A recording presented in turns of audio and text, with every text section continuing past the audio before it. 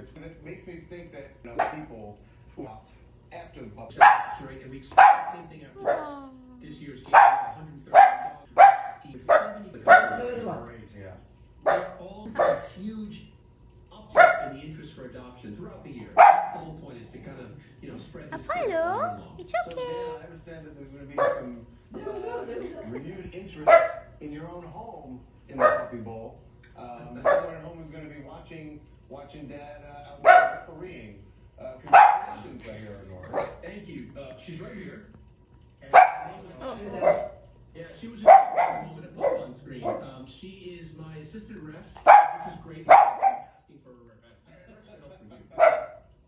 They finally let the boys have a very strong union, though, and they insisted that as a ref, they would also have to take over the control room, the cheerleading squad. Good boy, good boy.